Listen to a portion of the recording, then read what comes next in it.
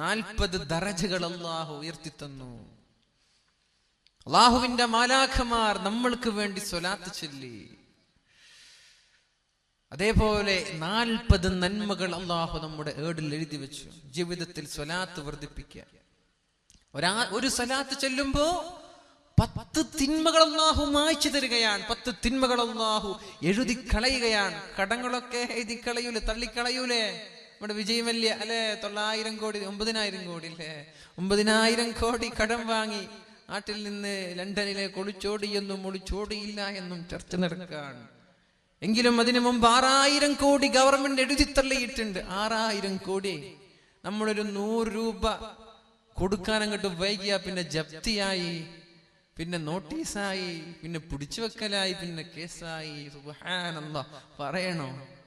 6000 കോടി എഴുതി തള്ളി എന്ന് പറഞ്ഞ് ഇത് ആരുടെ പണമാണ്? പാവങ്ങളുടെ പണമാണ് ഇതൊക്കെ.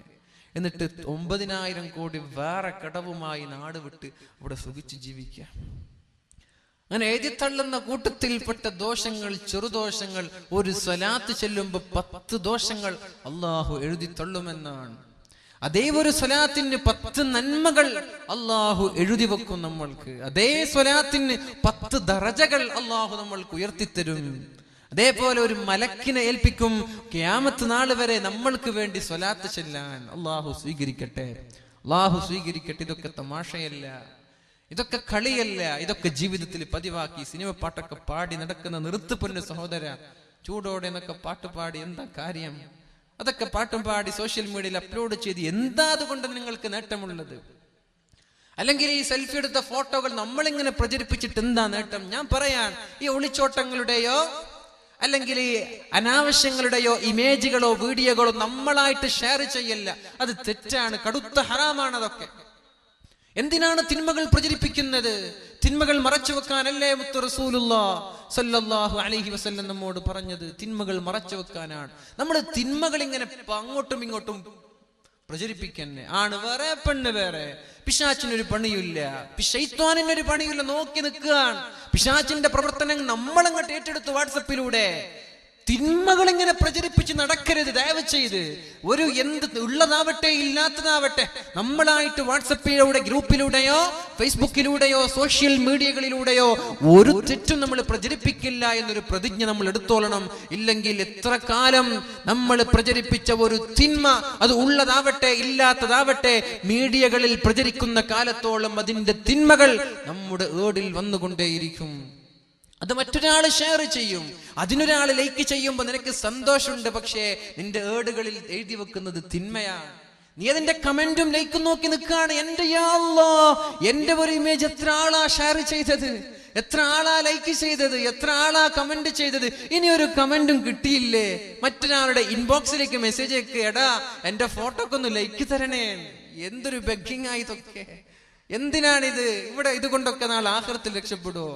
അതുകൊണ്ട് നന്മയ്ക്ക് വേണ്ടി ഉപയോഗിക്കുക. തിന്മകളിക്കൊക്കെ ഈ കാര്യങ്ങൾ നമ്മൾ ഉപയോഗിക്കരുത് എന്ന് ഞാൻ സാന്ദർഭികമായി ഉണർത്തുകയാണ്. ഏതായാലും ആ ചെറുപ്പക്കാരൻ അല്ലാത്ത ചെറുപ്പക്കാരനാണ്. 1500 റിയാൽ ശമ്പളമുള്ള ഒരു ചെറുപ്പക്കാരൻ. അതിൽ തന്നെ ഭക്ഷണത്തിന്റെ ചെലവ് സ്വന്തമായി ഏറ്റെടുക്കണം. അറബി എപ്പോഴാണ് വിളിക്കുന്നത് അപ്പോഴേക്കും ഓടിപ്പോവണം. ഞാൻ പറഞ്ഞു, നീ എവിടെ നിൽക്കും, ഞാൻ അങ്ങോട്ട് വരാം. അങ്ങനെ സംസാരിക്കുന്നതിനിടയിൽ ഫോൺ നോക്കുന്നുണ്ട്. ഇടയ്ക്കിടെ അറബി വിളിക്കുന്നുണ്ടോ എന്ന് ഫോൺ നോക്കുന്നുണ്ട്. ഫോണിന്റെ ബാറ്ററി ഒന്ന് ഡൗൺ ആയപ്പോൾ പഠിക്കാൻ തുടങ്ങി. ഇതെങ്ങാനും സ്വിച്ച് ഓഫ് ആയി പോയാൽ പിന്നെ അറബിയുടെ ശകാരം ഞാൻ കേൾക്കേണ്ടി വരുമല്ലോ. ഇത്രയും കഷ്ടപ്പെട്ട് ജീവിക്കുന്നതിനിടയിൽ എന്നോട് ചോദിക്കുകയാണ്, പർച്ചേസ് നടത്തിയോ, വല്ലതും വാങ്ങിത്തരണോ? ആർക്കാണ് അവർ വാങ്ങിത്തരുന്നത് സഹിക്കാൻ പറ്റുക? നല്ല മനസ്സോടെ സ്വീകരിക്കാൻ പറ്റുക? ജീവിക്കാൻ വകയില്ലാതെ കുടുംബങ്ങളുടെ രണ്ടറ്റം കൂട്ടിമുട്ടിക്കാൻ വേണ്ടി പ്രയാസപ്പെടുന്ന പ്രവാസികളായ ആളുകൾ അവിടെ കഷ്ടപ്പെട്ട് ചോര നീരാക്കി ജോലി ചെയ്യുമ്പോ നമ്മൾ അതുകൊണ്ട് ഇവിടെ സുഖിച്ച് ജീവിക്കുകയാണ്. പെണ്ണേ, നിന്റെ ഭർത്താവ് അവിടെ അനുഭവിക്കുന്ന പീഡനങ്ങളുടെ കഥ നീ മനസ്സിലാക്കിയിട്ടുണ്ടോ? ഒരു ടാക്സി ഡ്രൈവർ പറയാണ്, സാധേ ഞാൻ രാവിലെ എണീക്കുന്നത് തന്നെ 200 റിയാൽ കടമായിട്ടാണ്. എല്ലാ ദിവസവും ഞാൻ എണീക്കുമ്പോൾ എനിക്ക് 200 റിയാൽ കടമാണ്. ഒരു റിയാലിന് 18 രൂപ. ആ 100 റിയാലാകുമ്പോ 1800 രൂപ. 200 റിയാലാകുമ്പോ 3600 രൂപ കടവുമായിട്ടാണ് ഒരു ചെറുപ്പക്കാരൻ ദിവസവും എണീക്കുന്നത്. ഇത് കിട്ടിയിട്ട് വേണം അവന്റെ കിശയിലേക്ക് കാശ് പോവാൻ. 150 രൂപ ടാക്സിക്ക് അറബിക്ക് കൊടുക്കണം, 50 രൂപ എണ്ണയ്ക്കും വേണം. പിന്നെ എന്തെങ്കിലും കിട്ടിയാൽ എനിക്കായി, ഇല്ലെങ്കിൽ ഇല്ല. ആ ചെറുപ്പക്കാരൻ 6000 രൂപ ക്യാമറയുടെ ഫൈനാണ്. 6000 നമ്മുടെ നാട്ടിലെ 6000 രൂപയല്ല, 6000 റിയാൽ. എങ്ങനെയാണ് ജീവിച്ചു പോകുന്നത്? അല്ലാഹു അലം. അല്ലാഹു അവരുടെ ജോലിയിലൊക്കെ ബർക്കത്ത് ചെയ്തിട്ട് വിഷമം തോന്നാണ്. വാർത്തകളൊക്കെ കേൾക്കുമ്പോൾ വല്ലാത്ത ബേജാറാവാണ്, വല്ലാത്ത വിഷമം തോന്നാണ്.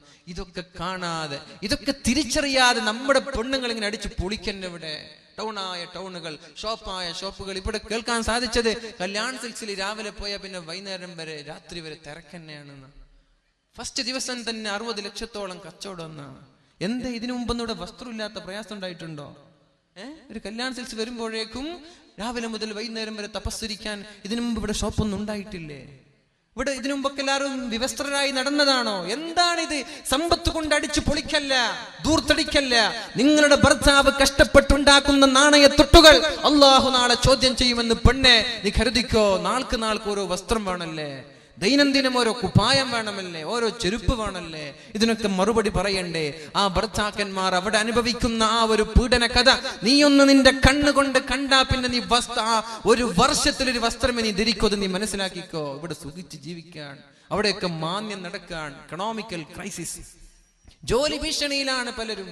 മൊബൈൽ ഷോപ്പുകൾ സ്വദേശിവൽക്കരണം നടത്താൻ.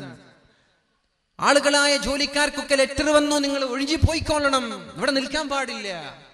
ആളുകളൊക്കെ ജോലിയുടെ ഭീഷണിയിലാണ്, ജോലി നഷ്ടപ്പെടുമോ എന്ന് ഭീഷണിയിലാണ്. ഇനി നമ്മുടെ ഗൾഫ് രാജ്യങ്ങളിലൊക്കെ മാന്യം സംഭവിച്ച് ഇങ്ങോട്ട് വന്നാ പിന്നെ നീ വസ്ത്രം ധരിക്കോ? പിന്നെ നീ 100 പവനും 50 പവനും സാരിയൊക്കെ നടക്കോ? അതുകൊണ്ടൊന്ന് കൺട്രോൾ ചെയ്യേ, ചെലവഴിക്കുമ്പോ കൺട്രോൾ ചെയ്യേ. വെള്ളത്തിന്റെ കഥ പറയണ്ടല്ലോ, വെള്ളമില്ല. മാർച്ച് മാസമേ ആയിട്ടുള്ളൂ. ഏപ്രിൽ മെയ് 2 മാസം ഇനി ശക്തമായ ചൂട് വരാനുണ്ട്. വെള്ളമില്ല, എവിടെ നോക്കിയാലും വെള്ളമില്ല. നമ്മളിങ്ങനെ ദൂർത്തടിച്ച് വെള്ളം തീർക്കന്നെ. പണ്ട് കാലങ്ങളിൽ 5 പേര് കുടിക്കുന്ന വെള്ളമാണ് ഇന്ന് ഒരാൾക്കൊരു പാത്രം കഴുകാൻ ഉപയോഗിക്കുന്നത്. നമ്മളിത് മനസ്സിലാക്കിയിട്ടുണ്ടോ?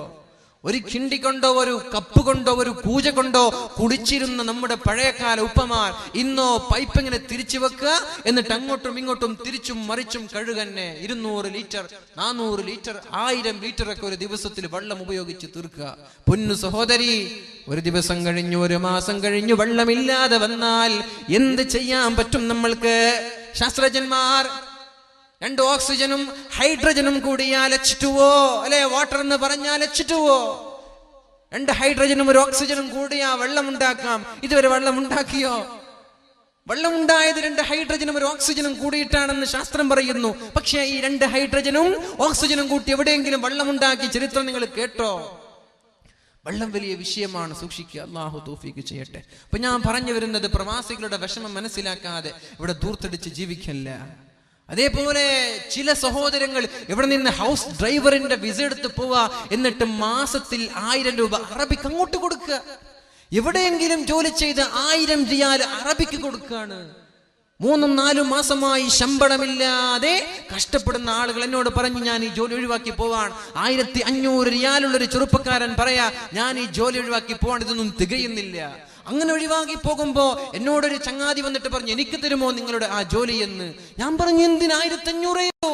അപ്പൊ അയാള് പറഞ്ഞു, 1500 മാസത്തിൽ കിട്ടുമല്ലോ, എനിക്ക് 4 മാസമായിട്ട് ശമ്പളമേ കിട്ടിയിട്ടില്ല. ആഴ്ചയിൽ ഒരു 100 റിയാൽ തരും, പിന്നെ രണ്ടാമത് ചോദിക്കുമ്പോ പറയും കഴിഞ്ഞ ആഴ്ച തന്നതല്ലേ എന്ന്. ഇങ്ങനെയൊക്കെ കഷ്ടപ്പെട്ട് ചോര നീരാക്കി വിയർപ്പൊലിപ്പിച്ച് ജീവിക്കുന്ന എത്രയോ പാവങ്ങളായ പ്രവാസികൾ, അവരെ നമ്മൾക്ക് കണ്ടില്ലെന്ന് നടിക്കാൻ പറ്റുമോ? അള്ളാഹു അവരുടെ ജോലിയിലൊക്കെ ബർക്കത്ത് ചെയ്യട്ടെ. അള്ളാഹു അവരുടെ ജോലിയിലൊക്കെ ബർക്കത്ത്. എന്നിട്ടും അവരുടെ സ്നേഹം വല്ലാത്ത സ്നേഹമാണ്. ഞങ്ങൾക്ക് വേണ്ടി പർച്ചേസ് ചെയ്ത് തരിക, ഞങ്ങൾക്ക് വസ്തുക്കൾ വാങ്ങിച്ചു തരിക, നമ്മളെ കാണാൻ വേണ്ടി ഓടി വരിക. അള്ളാഹു അവർക്ക് ബർക്കത്ത് ചെയ്യട്ടെ. അവരുടെ പ്രയാസങ്ങളൊക്കെ അള്ളാഹു തീർത്തു കൊടുക്കട്ടെ. അതുകൊണ്ട് പൊന്നു സഹോദരിമാരെ, ഇതൊക്കെ നമ്മൾ തിരിച്ചറിയാതെ ജീവിച്ചാൽ നമ്മൾക്ക് വരാനുള്ളത് അപകടമാണ്. ഏതായാലും സമയം 9:40 ഞാൻ നിർത്താൻ പോവാണ്. 10 മണി കൃത്യം ഇൻഷാ അല്ലാഹ്. 2 കാര്യം നമ്മൾ ഇവിടെ പറഞ്ഞു. ഒന്ന്, 20 മിനിറ്റ് ഉണ്ട്. 2 കാര്യം നമ്മളിവിടെ പറഞ്ഞു. ഒന്ന്, അള്ളാഹു മുടിയെ ബന്ധിച്ച് തല ഇങ്ങനെ തലച്ചോറ് തിളച്ചു മറിയുന്നത്, അത് ആളുകൾക്ക് മുടി കാണിച്ച് നടക്കുന്ന പെണ്ണാണ്.